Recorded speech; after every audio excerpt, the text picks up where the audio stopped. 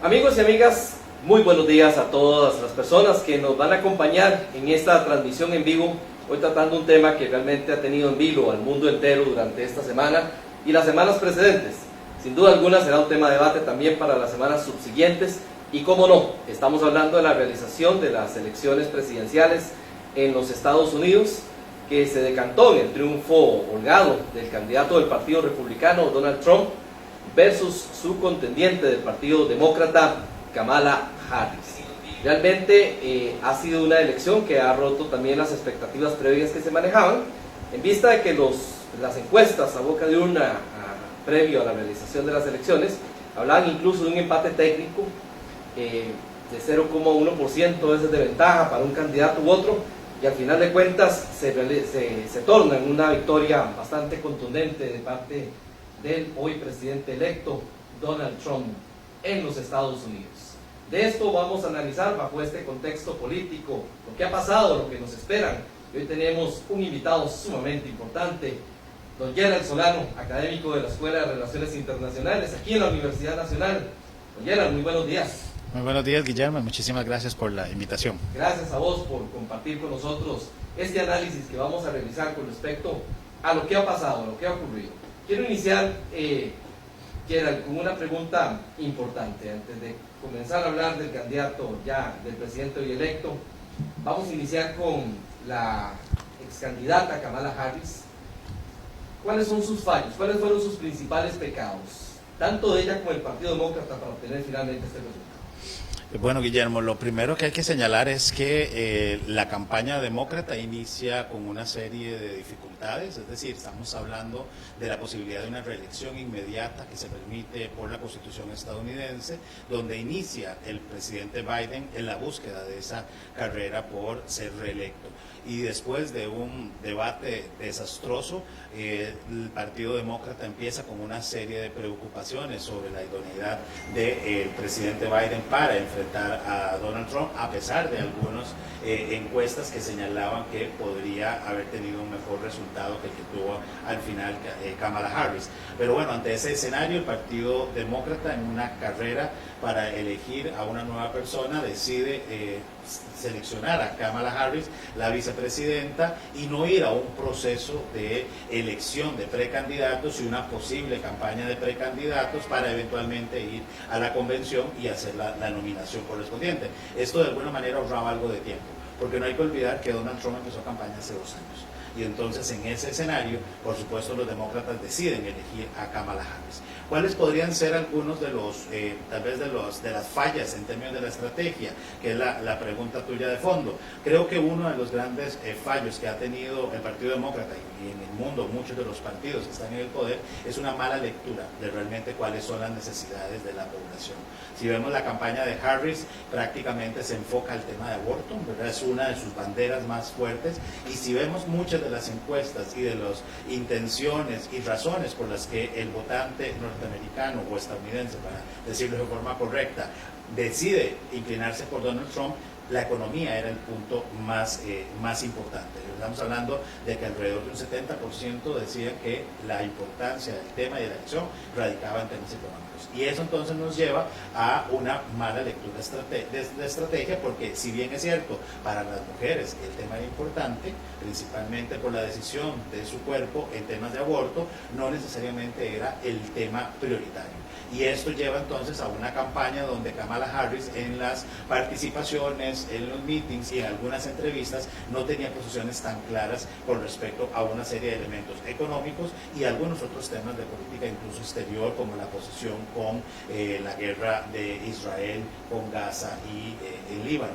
Y esa ambivalencia también en algunas de esas respuestas lleva a que hayan ciertas dudas del electorado sobre la idoneidad de ella para obviamente dirigir la nación por los próximos 4 años, pero de cómo resolver el día a día, y eso es un tema importante, ¿verdad? Es decir, cuando nosotros estamos inmersos en un país, potencia, líder, que está dando una serie de recursos y que escuchamos cooperación para la guerra en Ucrania de tantos millones de dólares y otro nuevo desembolso, para apoyo a la guerra en Israel, otro gran desembolso, pero cuando vas al supermercado y comprar leche, comprar pan, te costaba 8, 12 dólares y ahora te cuesta 20 dólares, y por supuesto que esa prioridad del norteamericano promedio va a ser fundamental. Y eso inclinó la balanza precisamente hacia la elección de Donald Trump. Así que aquí habrá mucho que revisar por parte del Partido Demócrata, habrá mucho que revisar en términos de estrategia, y creo que es un pecado capital de muchos de los gobiernos, no solo de los partidos, perdón, no solo del Partido Demócrata, también lo vemos en América Latina, lo hemos visto en Costa Rica, lo hemos visto en Europa, ¿verdad? Hay como una desconexión entre la realidad del ciudadano y la propuesta muchas veces partidaria. ¿Consideras que al final hubiera sido diferente con Joe Biden? Según algunos análisis, algunos datos, lo que han venido señalando es que sí, que los datos los datos y las intenciones de voto para Joe Biden iban a ser aún un poco, iban a mejorar en términos de los alcances a nivel de condados. Si vemos el mapa, porque no hay que olvidar, y para quienes nos están siguiendo en la transmisión, Guillermo, el sistema estadounidense es complejo, ¿verdad? Es decir, el sistema del colegio electoral hace que se tengan que ir revisando cada uno de los distintos condados que conforman un estado y revisar quién es el que tiene la mayoría y se le otorga la totalidad de sus votos electorales. Entonces, si empezamos a hacer esa revisión y esos datos que todavía están llegando y se están actualizando en medio del conteo, vemos que Kamala Harris prácticamente disminuye en todos los sectores en los que Joe Biden ha ganado. O sea, es decir, ella no logró ni siquiera mantener el voto duro, llamémoslo así, sí, que apoyó la fórmula Biden-Harris en el 2020.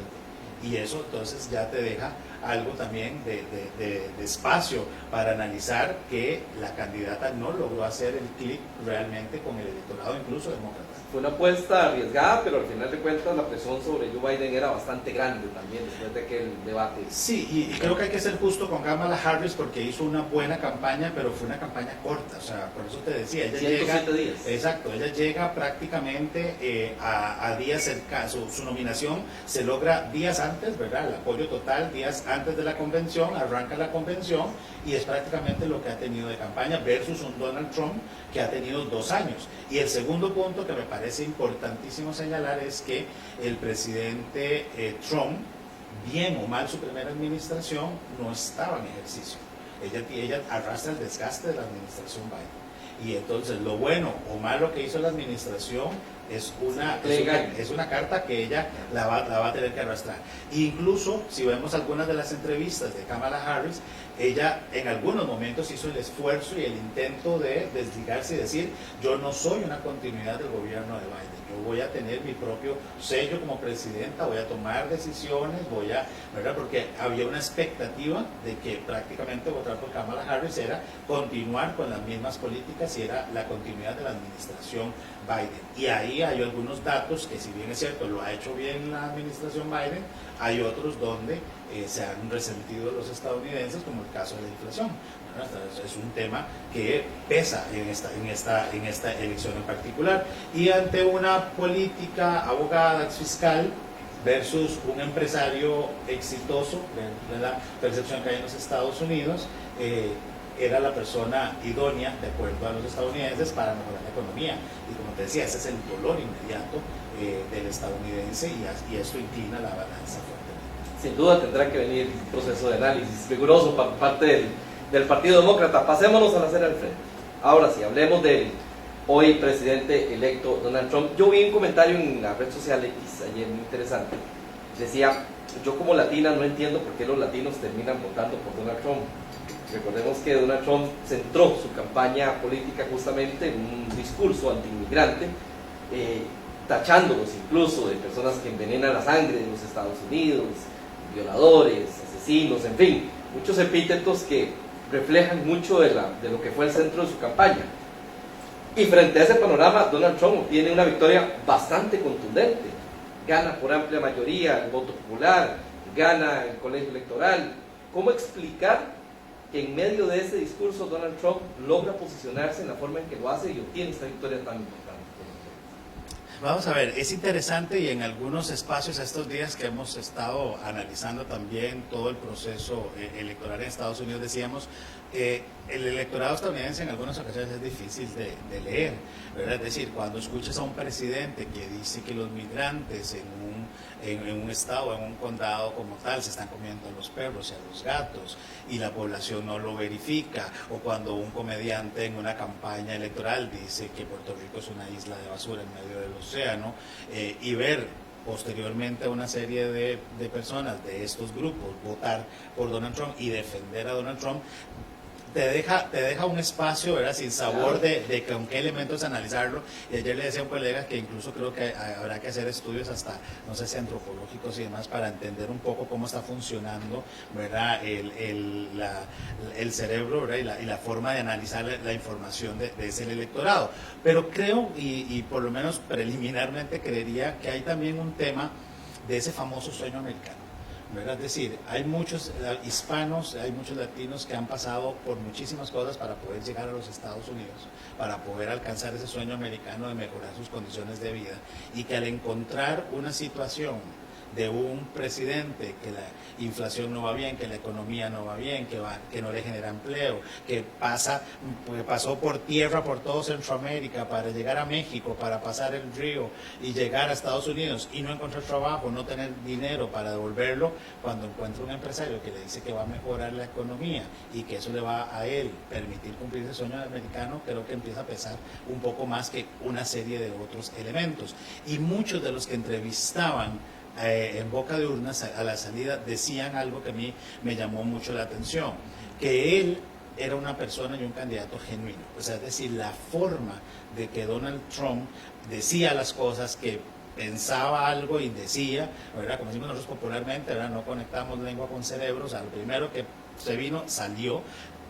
Lo hacía el genuino versus políticos como Kamala Harris, que ellos señalaban que tenían respuestas preprogramadas y que entonces eso no les generaba a ellos confianza. Que en cambio Donald Trump, como decía lo que él pensaba, fuera políticamente correcto o no, para ellos eso era una genuinidad, una cuestión más personal, y hicieron clic con eso. Y no hay que olvidar que los votos o las elecciones son emocionales, es decir, el candidato o candidata que logre conectar con esas emociones es quien va al final a lograr los votos.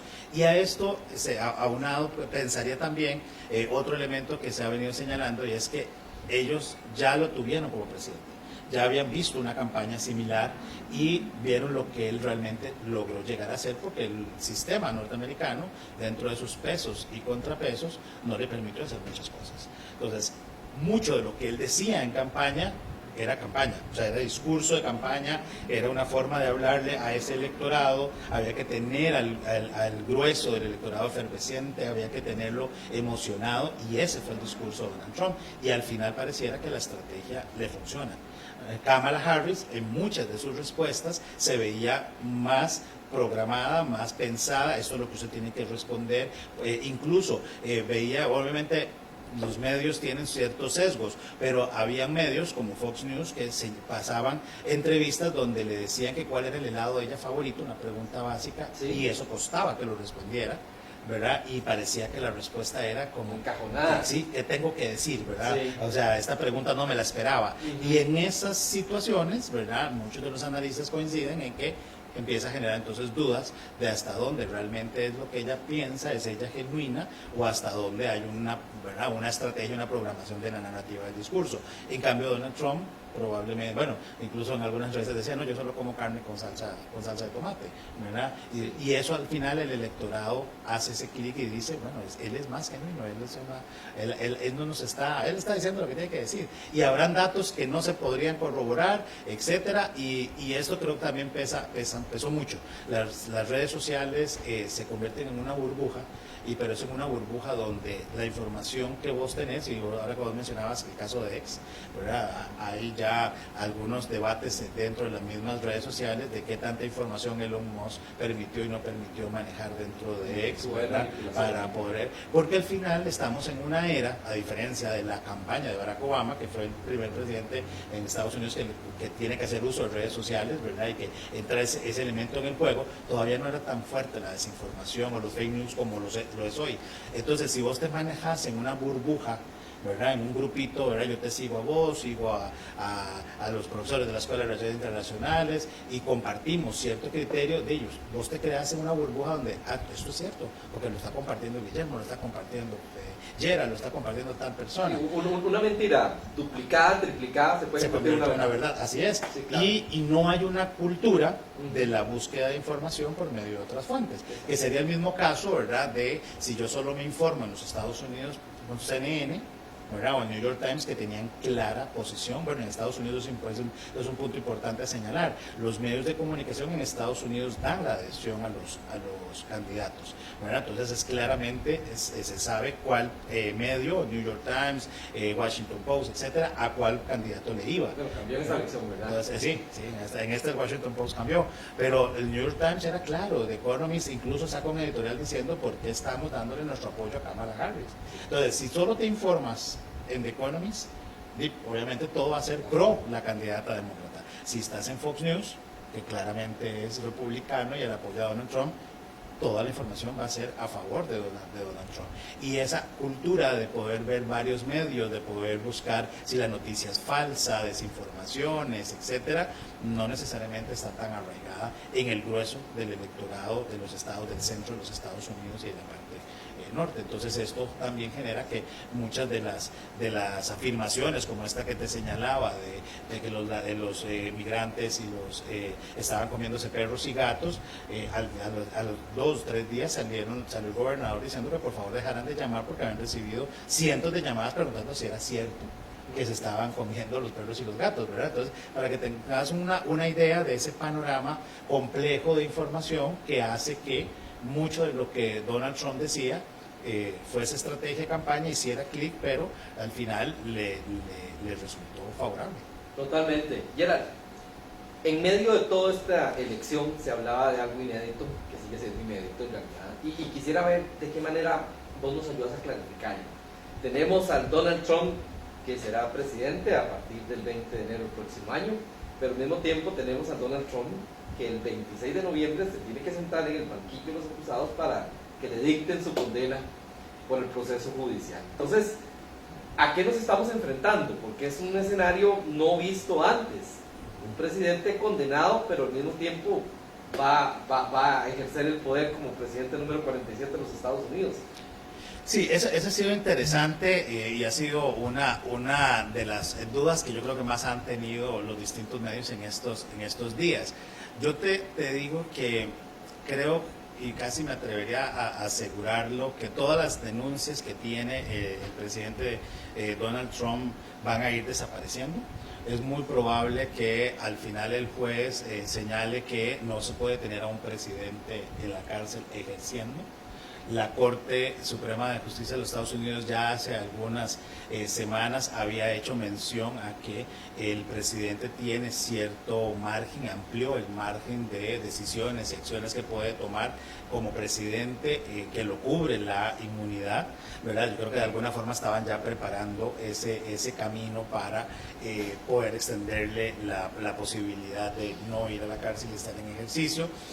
No hay que olvidar que en este momento el presidente Trump, por lo menos los datos señalan que tiene la mayoría en el Senado y va a tener probablemente el control, todavía está ahí en juego, pero podría tener el control también de la Cámara Baja del Congreso de los Estados Unidos, lo cual le está dando un respaldo de la población muy, muy alto, ¿verdad? Y él así lo señaló, ha sido un mandato histórico, ¿verdad? Fuerte, de que él puede gobernar y hacer prácticamente lo que vaya a querer. Ahí va a entrar un tema muy de negociación del presidente con su agenda y esto llevaría entonces a que muchas de estas otras causas empiecen a irse eliminando y quitando del camino. Por ejemplo, otra de las que tenemos es la de Georgia, por lo que sucedió el 6 de enero, ¿verdad? Y aquella toma del Capitolio y si él tuvo o no, pero acaba de ganar Georgia. O sea, Georgia le está dando en este momento, fue uno de los estados que le dio la victoria, así que es muy probable que el caso también se vaya a terminar desestimando y ahí lo tendremos por los 4 años. Es decir, creo y veo complejo que los Estados Unidos se inclinen a tener a un presidente en ejercicio en la cárcel tomando decisiones, ¿verdad? Y si aún así en ese escenario se concretara, conociendo a Donald Trump y la personalidad de Donald Trump, lo veríamos sentado en una celda tomando decisiones y firmando documentos como presidente de los Estados Unidos. Es decir, casi surrealista, pensarlo de esa forma también. Sí, pero sí es importante también señalar algo que mencionaste. Esto fue una elección realmente histórica, ¿verdad? Es decir, estábamos siendo testigos de la polarización y división de los Estados Unidos más grande desde la Guerra de la Sucesión. Estamos hablando de que estaba la posibilidad real de tener a la primera mujer negra, ¿verdad?, hija de migrantes, presidenta de los Estados Unidos, y la primera mujer presidenta de los Estados Unidos, y a un candidato con una condena, ¿verdad?, como dicen ellos, un convicto, ¿verdad?, o sea, sentenciado con 39 causas judiciales y convertirse en presidente de los Estados Unidos, ¿verdad? Es decir, por cualquier ángulo que lo veamos, fue histórica, y sumarle el tema del mandato, ¿verdad?, el tener control de las dos cámaras, tener mayoría en el Senado, definitivamente le da un espaldarazo a Donald Trump y su propuesta de país. Otro de los análisis que estuve viendo al respecto del tema de esta elección, ciertamente se habla de la economía, del comercio, de la situación de los migrantes, de la situación del aborto, pero decían que estaba en juego la democracia en sí, la democracia. Y si sumamos el tema, vamos a ver, Trump con dominio eventualmente en la Cámara de Representantes, con dominio en el Senado, con dominio en su propio partido, con dominio popular. ¿Dónde están los contrapesos? Realmente, ¿cómo queda la democracia después de esta elección? Sí, ahí vamos a ver, por el momento hay cierta institucionalidad que podría mantenerse en términos de la independencia de las fiscalías, de los distintos ministerios que puedan hacer investigaciones, etcétera. Ahí lo complicado es si realmente él empieza a materializar parte de las propuestas de campaña. Una de las primeras que señaló es que iba a perseguir a sus enemigos políticos, ¿verdad?, que iba a tener toda la estructura orientada a ello. Incluso habló de censurar medios de comunicación que no estuviesen comunicando lo que realmente tenían que comunicar, es decir, hay una censura previa de qué se puede o no se puede decir, y esto atenta contra la libertad de expresión y una serie de elementos fundamentales. Ha hablado también de reformas dentro de, y ahí donde para mí vendría el tema más crítico, las reformas a el aparato y la institucionalidad estadounidense, ¿verdad? ¿Qué acciones y qué funciones podría quitarle a una fiscalía a nivel federal? ¿Qué organizaciones o instituciones él podría modificar, cerrar o cambiar? Y con una mayoría en el Senado, algunos elementos podrían pasar mucho más fáciles, ¿verdad? Nombramientos de ciertos ministros, acá acordarse que el Senado es el que ratifica parte del gabinete, es el que ratifica los nombramientos de embajadores, ¿verdad?, en países claves, etcétera, y en caso de que esté muy ajustada la Cámara de Representantes, es el que podría terminar siendo un contrapeso. Ahora bien, aquí yo creo que hay un elemento importante. En los Estados Unidos se renueva cada 2 años la Cámara de Representantes. Los senadores tienen 6 años de estar en el poder, pero se renueva una tercera parte del Senado. Entonces, si él en estos 2 primeros años de la administración no toma acciones concretas que el electorado pueda sentir que son incumplimientos de las promesas de campaña, en esas votaciones dentro de 2 años, ¿verdad?, estaremos hablando para el 2020, asume 25, será más o menos para el 2027, estamos hablando de que podrían revertir otra vez los pesos y contrapesos en el Senado. Así que Donald Trump tendrá que ser muy estratégico en cuáles serán las primeras medidas, cuáles van a ser las primeras acciones en esos primeros 2 años para poder en 2 mantener todavía la mayoría. Y podría ser que eventualmente este tipo de elementos que fueron muy utilizados en campaña no sean su prioridad, sino más bien los elementos económicos. Pero como te decía, ese es el elemento que más pesó en la decisión. Así que estaríamos viendo probablemente acciones muy concretas para generación de empleo, mejora de salarios, etcétera.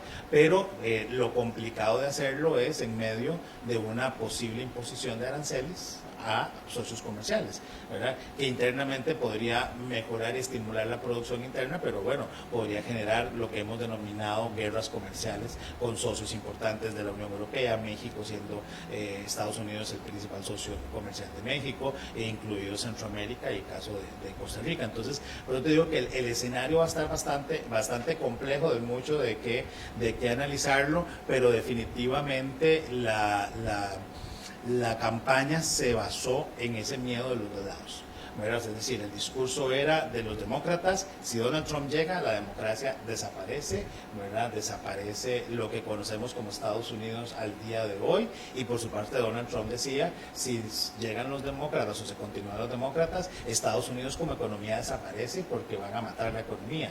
Y entre la democracia y la economía pesó más la economía. Si vemos algunos de los datos que han surgido ya después de los resultados de la elección, el tema democrático, pues, en el caso de los votantes de Donald Trump, tenía un peso que no superaba el 4%, pero cuando vemos el tema económico superaba el 55%. ¿Verdad? Entonces, es decir, ahí algunos de los electores a lo que nos están diciendo en esos datos es prácticamente nos interesa más el tema de la economía y la democracia no nos está resolviendo. Y hablando del tema de incumplimiento o cumplimiento de campañas, ¿qué tan realista está el tema de la deportación masiva de inmigrantes que ha prometido Donald Trump? Que se ha hablado que de concretarse tendría un impacto profundo en la economía estadounidense. Sí, vamos a ver, es interesante la pregunta, pues podríamos abordarla desde dos puntos de vista. El primero es que la mayoría de los estudios técnicos, incluso de la misma Policía de Control de Frontera, de los mismos departamentos de Estados Unidos, han señalado que técnicamente y materialmente es imposible hacerlo de forma masiva como tal vez se está imaginando, ¿verdad? Es decir, que van a pasar prácticamente cientos de buses por todas las ciudades y van a estar buscando cuando enséñeme los papeles, no tiene, va para el bus, ¿verdad? Pero de una forma masiva en todos los Estados Unidos es imposible hacerla de esa manera. Pero no hay que olvidar que tanto la administración Obama como la administración Trump, la primera, la administración Biden, han hecho deportaciones y han hecho deportaciones numerosas. O sea, es decir, no hay un cambio en esa política. Lo que hay un cambio es en la narrativa y el discurso. Para Obama y para Biden, el migrante indocumentado hay que deportarlo porque está de forma ilegal en los Estados Unidos. Se buscaron amnistías y espacios para formalizar esa ilegalidad, pero los que no lograron entrar o no cumplieron con los requerimientos son deportados. La narrativa de Donald Trump es que son los come perros, come gatos, que son los que están ensuciando. O sea, el discurso era un discurso más de odio, pero que de alguna manera termina siendo lo mismo, deportar de forma masiva. Pero en estos últimos y en las últimas horas, prácticamente en las últimas 24 horas de antes de la elección, él empezó tal vez a medir un poquito el discurso y señaló que sí van a haber deportaciones, pero no es que las puertas de Estados Unidos van a estar cerradas para que lleguen migrantes, sino que los que van a llegar de forma legal, ¿verdad? Y ya hay digamos, si lo empezamos a contrastar, hay una mesura, pero creo que responde a eso que decías. Sí. Es decir, ya obviamente algunos grupos, algunos sectores importantes le han dicho: no podemos echar a todos porque la mano de obra que necesitamos es de migrantes, pero lo que necesitamos es que estén legales, lo que necesitamos es que no sea de esa forma. Ahora, para mí, ahí, Guillermo, hay una preocupación en términos no solo del impacto que puede tener a nivel de los Estados Unidos, porque van a necesitar esa mano de obra, sino es el impacto de la migración y los flujos que ya hay, que no van a lograr llegar a los Estados Unidos. ¿Dónde se van a quedar? O sea, es decir, Costa Rica y Centroamérica es una zona de paso, ¿verdad?, de muchos venezolanos, de muchos haitianos, de incluso extracontinentales, ¿verdad?, africanos, más los centroamericanos que emigran. Entonces, ¿qué va a pasar con esos flujos y cómo van a ir quedando diluidos en Centroamérica o bien en Costa Rica? No hay que olvidar que tuvimos una crisis importante con cubanos hace algunos años, ¿verdad?, varados en la frontera norte, que hemos tenido situaciones complejas con venezolanos actualmente, y que no me gusta hablar mucho de nacionalidades, pero bueno, son los casos que tenemos los datos fuertes, porque al fin y al cabo son personas que se están movilizando, pero estamos preparados nuestros países para poder entonces también absorber no solo los que puedan deportar, ¿verdad?, que tendrán que regresar guatemaltecos, salvadoreños, nicaragüenses, etcétera, a sus países de origen, más los que están en tránsito, que no podrían Como eventualmente vos decís, son llegar. personas que van a buscar pues, una oportunidad de empleo, tienen familias, tienen necesidades. Así es. eventualmente- Y buscarán dónde ¿Dónde resolverla, cumplirla? dónde Exactamente. cumplirla. Y ese es un gran reto porque tenemos la capacidad para absorberlos en términos de las necesidades inmediatas, de poder generarles también empleo de calidad, que puedan hacerlo, ¿cómo vamos a manejar ese tema? Y eso creo que va a ser una discusión que la región tendrá que tomar ya una vez Donald Trump en el poder y que empiece a tomar una serie de acciones, porque la forma de abordarlo es distinta. Kamala Harris, no hay que olvidar que en sus primeros 2 años en la administración era la responsable de ver este tema y que incluso hace una visita a Guatemala y ofrece un paquete de más de $3,000 millones para resolver las causas que motivaban la migración, que no se logró cumplir al fin y al cabo, ¿verdad? Esos flujos no llegaron, pero ese abordaje era más de ir a las causas y ver de qué manera había cooperación de alguna forma para resolverlas. Donald Trump se devuelve, punto. Claro. Ustedes ven cómo lo manejan y eso también nos puede generar a nosotros una situación que habrá que analizar ya con los especialistas en temas migratorios, pero que creo que es una discusión que estará en agenda en los próximos años. El conflicto Rusia, Ucrania, la situación en Medio Oriente, Donald Trump prometió incluso que 48 horas finalizaba estas tensiones geopolíticas. ¿Cómo ve la posición de Donald Trump?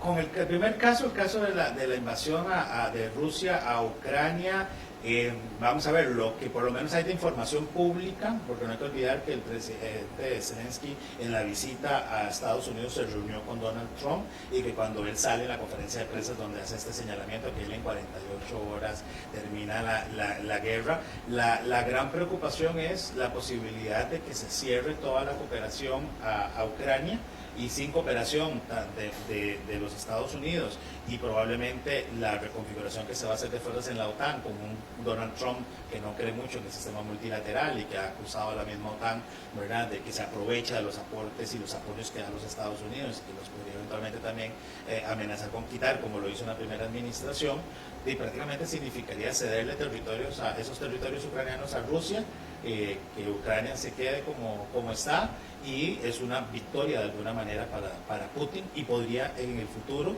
generar también entonces que Putin decida invadir otro territorio y seguir en esta política. Ya lo ha hecho con Crimea, lo está haciendo ahora con los territorios en la zona de Ucrania, pero eventualmente eso podría trasladarse a otro lado y eso generaría un problema también a futuro en términos del abordaje que se da a este conflicto.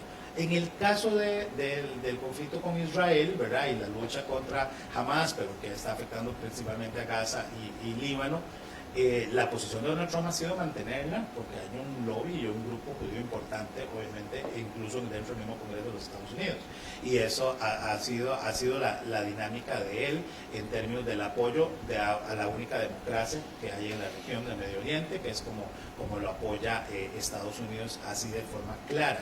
Sin embargo, las últimas informaciones que han surgido es que en una conversación privada que tuvo Netanyahu con el presidente Trump, que en caso de quedar Donald Trump, Netanyahu iba a hacer una salida y una búsqueda de la paz, como casi, decía uno de los medios, casi como una ofrenda, ¿verdad?, de acercamiento a Donald Trump. No sé hasta dónde esa información será cierta, pero han habido movimientos importantes dentro incluso de el secretario o el ministro de Defensa de Israel ha sido sustituido hace unas horas, ¿verdad?, por 24 o 36 horas fue sustituido por otro, supuestamente por diferencias. Habrá que ver cuáles fueron las diferencias a fondo y si eso corresponde también al proceso electoral de los Estados Unidos. Es que acá hay mucho en juego y como te decía, en las últimas horas hay flujos de información de todo que hay que sentarse a analizar, a verificar fuentes, a ver cómo encaja en ese rompecabezas del mundo, pero que la situación va a ser compleja en términos de un reacomodo, de un reordenamiento, lo van a hacer en estos próximos 4 años, ¿verdad? La OTAN ha estado con sus reservas, si bien es cierto los presidentes lo han felicitado, todavía hay cierto escepticismo de cómo va a ser la relación con Donald Trump, y él en su discurso, ¿verdad?, de aceptación de los resultados y se proclama presidente de los Estados Unidos en la madrugada del miércoles, él dijo: yo no vengo para hacer más guerra, vengo a acabarlas, ¿verdad? Entonces es una frase que traerá sus consecuencias de la forma que se se puede hacer. Es un empresario, está acostumbrado a tomar ciertas decisiones midiendo ciertos impactos inmediatos, pero en política no es lo mismo que en una empresa o en un negocio. Las repercusiones podríamos estar trasladándolas a un mediano o largo plazo, y eso es un tema que Europa está en vilo, Asia está en vilo y América Latina también. Sin duda alguna. Y hablando de que estamos en vilo, quiero cerrar esta importante conversación con vos, trayendo el tema ya a Costa Rica propiamente. ¿En qué posición estamos desde un punto de vista diplomático y desde las relaciones internacionales? ¿Deberán fortalecerse esos lazos con Estados Unidos? Está la parte comercial, somos un país receptor de inversión extranjera directa, principalmente de esta nación norteamericana. ¿En qué posición quedamos? Sí, vamos a ver, la administración Chávez ha apostado por un acercamiento más a los Estados Unidos. Ha sido interesante en el análisis ver visitas del presidente de los ministros de Estados Unidos, y luego posteriormente cuando regresan ciertas decisiones que van más orientadas hacia Estados Unidos, por ejemplo que contra China, ¿verdad? Tuvimos visitas de funcionarios a Estados Unidos y días después se dice que en el reglamento de 5G China va a estar excluida. Entonces uno se pregunta si es que hay alguna estrategia o alguna apuesta o alguna línea, y creo que ante la llegada de Donald Trump la administración tiene que pensar muy bien cómo va a llevar la estrategia en temas de política comercial. Es decir, si Estados Unidos materializa esa posibilidad de aranceles, estamos hablando de aranceles, por lo menos para México se ha hablado de un 20, un 25%, que estamos hablando que si ese mismo porcentaje se le aplica a las exportaciones costarricenses, es alrededor de unos 800 o 900 millones de dólares que tendría de impacto para nuestras exportaciones hacia Estados Unidos. Y en ese sentido hay dos opciones, ¿verdad? O digamos que hay tres opciones. Uno, que los empresarios asuman los 800 millones de dólares, ¿verdad?, de los costos, y continúen exportando, y continúa Estados Unidos siendo nuestro principal socio comercial en destino de exportaciones, lo cual es difícil, ¿verdad?, de asumir tanto recurso. Dos, que se asuma pero se le traslade al precio final del producto en los Estados Unidos, lo cual lo veo también difícil porque el objetivo va a ser reducir inflación, reducir el costo de vida, por lo tanto van a preferir comprar un producto estadounidense que puede terminar siendo más barato que ya uno con un arancel de un 25 o hasta un 100%, como lo ha dicho Donald Trump, que lo podría estar haciendo. Y la tercera es entonces que al no poder asumir ese costo en términos de mantener las condiciones, empecemos a ver desempleo. Y entonces una empresa, para poder mantenerse competitiva, tenga que reducir su planilla para asumir parte de ese costo. Entonces el impacto podría verse incluso en un aumento de desempleo o un impacto, ¿verdad?, en términos de una disminución de inversiones y generación de empleos en zonas francas, donde tenemos la mayor inversión extranjera directa, que en el caso de los Estados Unidos supera más de la mitad de la inversión que se recibe en estas zonas. Así que creo que aquí la administración Chávez lo ha señalado. Trabajaríamos con un gobierno de Kamala Harris o trabajaríamos con un gobierno de Donald Trump. Creo que nos va a corresponder trabajar obviamente con la administración de Donald Trump, pero eso no significa que no podamos hacer una estrategia para mantener una diversificación de las opciones de mercado en caso de una eventual situación de aranceles. Y la otra parte que yo sí tengo mis preocupaciones, habría que esperar a ver si lo va a concretar Donald Trump o no, es con lo referente a la inversión, lo que se denominó el CHIP Act, ¿verdad?, todo el acta y el tema de semiconductores, porque la apuesta de esta administración ha sido muy clara hacia el tema de semiconductores, que incluso cuando se hizo el anuncio y el lanzamiento, se decía que Costa Rica iba a ser el próximo Silicon Valley. Entonces, en ese contexto, esta iniciativa prácticamente fue de los demócratas, ¿verdad?, con algunas negociaciones en el Congreso, pero fue demócrata. Sin embargo, Donald Trump ha dicho que el tema del CHIP Act y el tema de Science no avanza, o sea, no va a seguir, que hay una posición de que esta no es la línea del presidente Trump. Entonces, si esta ha sido nuestra apuesta, y eso es lo que nos ha hecho acercarnos más a Estados Unidos en algunos temas que a otros mercados europeos o asiáticos, podríamos tener entonces ahí un problema con la llegada de Donald Trump de concretarse el no avanzar con el CHIP Act. Así que yo creo que hay bastante trabajo. Incluso recuerdo que en su momento el ministro de Comercio Exterior había hecho algunas manifestaciones en medios sobre alguna preocupación de la llegada de Donald Trump, ¿verdad?, y el impacto que podía tener en inversiones y en comercio con el país. Así que yo creo que ya probablemente el equipo está trabajando en valorar una posible ¿verdad?, estrategia, y creo que esa estrategia debería de ir por fortalecer, ¿verdad?, la parte de diversificación de mercados y no tener una dependencia tan alta con los Estados Unidos. Sin embargo, históricamente hemos tenido una muy buena relación con los Estados Unidos, tuvimos una relación estable durante los primeros 4 años de la primera administración de Donald Trump, así que esperaríamos que no cambiara mucho. Y lo otro es que en los últimos años, en las últimas administraciones, América Latina y Centroamérica no han tenido tampoco un papel protagónico en la política exterior de los Estados Unidos. Sus preocupaciones han estado más en temas en Europa y con China, y particularmente la guerra comercial con China en la administración de Donald Trump. Así que no es de extrañarnos que en esta nueva administración la situación sea similar en cuanto a esa prioridad que tal vez nosotros desde acá esperamos tener, pero que no se ha visto en las últimas administraciones. Bueno, esperemos que el país esté trabajando en esa estrategia y no nos tomen con las manos arriba, como podríamos decir. Esperemos. Gerald, muy agradecido con tu participación. Realmente los temas que has abordado son de alto interés público. Por supuesto, habrá que estar pendiente a lo que siga en días, meses y años siguientes, por supuesto. Y así que agradecerte. Muchísimas gracias a ustedes, más bien, Guillermo, y por supuesto tenemos bastante trabajo para estar analizando en los próximos 4 años. Así es, Gerald Solano es académico de la Escuela de Relaciones Internacionales de aquí de la Universidad Nacional y nos ha dado esta valoración general con respecto a esta importante elección presidencial. Mi nombre es Guillermo Solano, de la Oficina de Comunicación de la Universidad Nacional. Muchas gracias por seguir atento a estos temas. Seguiremos dando curso a lo que vaya aconteciendo en los días siguientes y, por supuesto, llevándoles información que es de amplio interés nacional y mundial desde UNA Comunica. Muchísimas gracias por acompañarnos, muy amables, y que tengan un excelente día.